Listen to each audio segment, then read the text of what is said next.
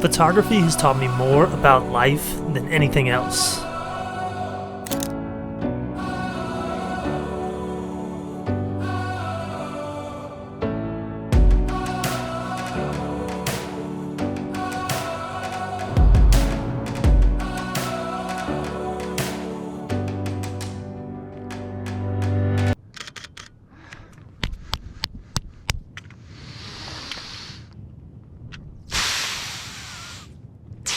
You got it? Finally.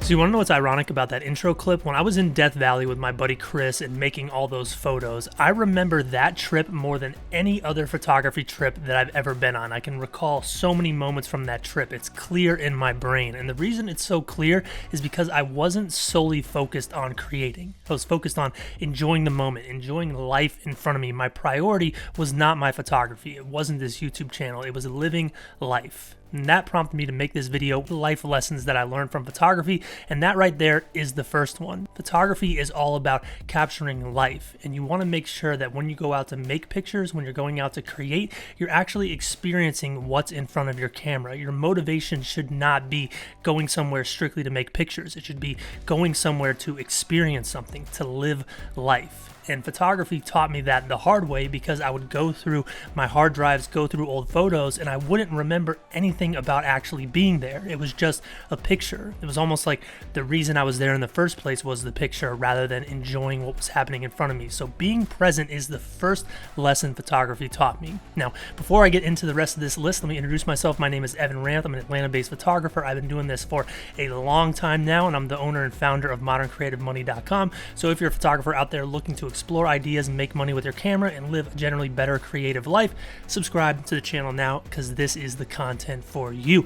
So now the second life lesson that I learned from photography is that consistency over time yields results. This applies to every aspect of my day-to-day life. When you wake up in the morning, if you want to get in better shape, you have to go to the gym every single day, or 5-6 days a week, whatever your routine is. If you want to eat better, you have to cook better one day and then repeat the process the next day so you can lose weight, so you can be healthier. Whatever it is in your life that you want to improve in, you have to show up every single day to see those results. And photography taught me that, because the only way to get better is to go out and create every single day.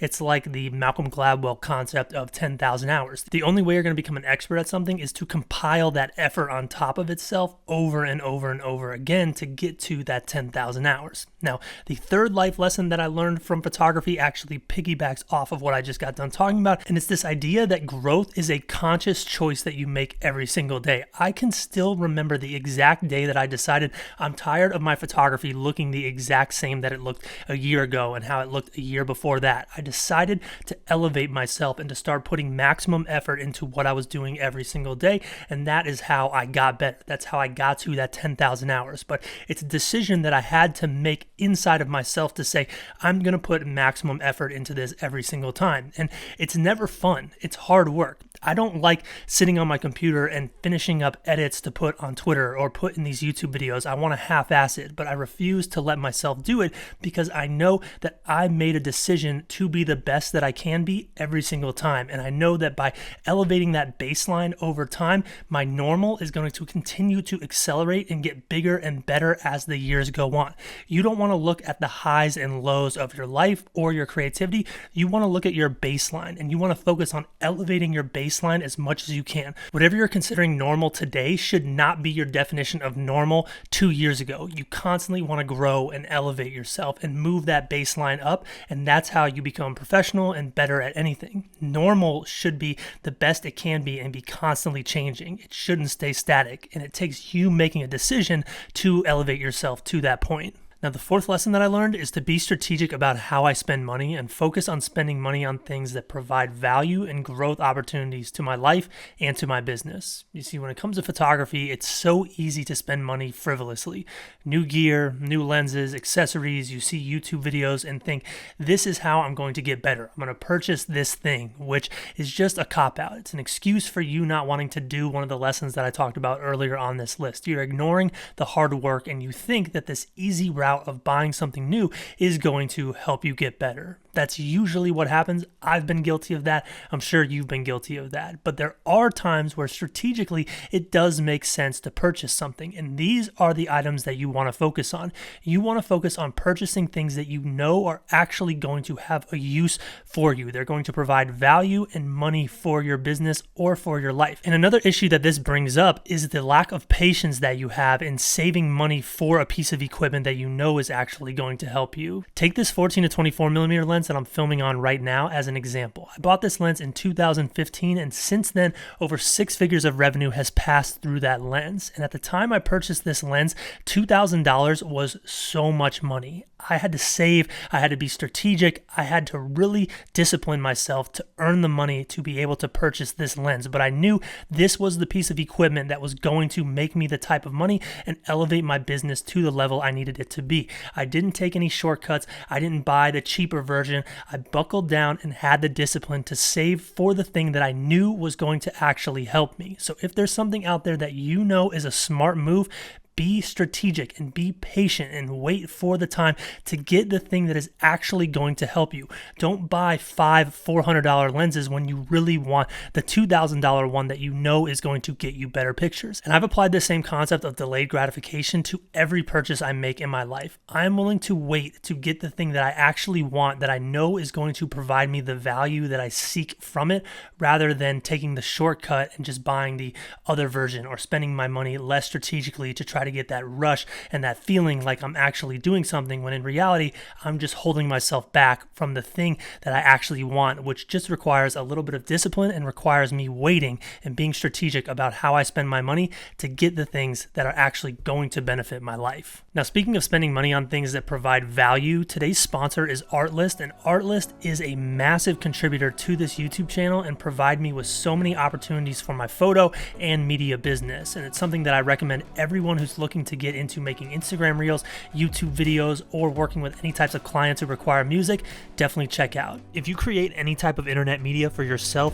or for clients in 2022 and beyond, you need to check out Artlist. The reason why is Artlist provides a library of 22,000 different songs and 27,000 different sound effects that you can use in your videos online as well as with clients, and you don't have to worry about the licensing. That is my favorite thing about Artlist, and that's why I'm so excited to have them as a sponsor on this channel. You no longer have to worry about your songs being cleared on YouTube videos, Instagram Reels, or in any client work that you do.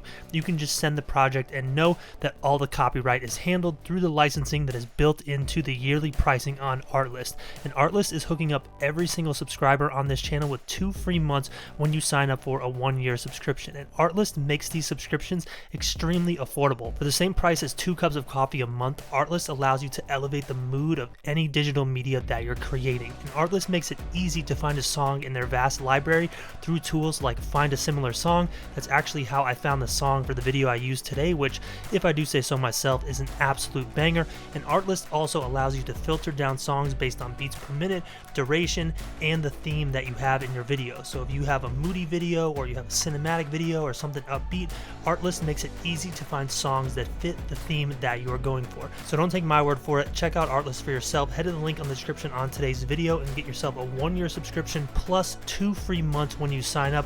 And at the same time, you'll be supporting this channel and everything I do. Artlist is a sponsor I'm very excited to have, so support this one. Head to the link in the description down below. Get a 1-year subscription and 2 free months from Artlist. So lesson number 5 is to not make decisions based on emotions. Now, we just got done talking about buying camera gear and how easy it is to spend money as a photographer, but one of the reasons why it's so easy to spend money is, like I said, making decisions based off of feelings, making decisions based off of feeling better. Oh, if only I had this camera or this lens, I would feel better about my photography. Oh, if I had this thing in my life, I would feel better about myself. I'll get this dopamine rush. Anytime you make a purchase or you make a life decision from this place of negative feelings and hoping that these actions will fix those negative feelings, you are basically just ignoring your problems. You're looking for that quick fix that I talked about earlier, and what you want to do is actually address what it is it's making you feel this way. Don't make decisions until you understand why you are feeling the way you are feeling,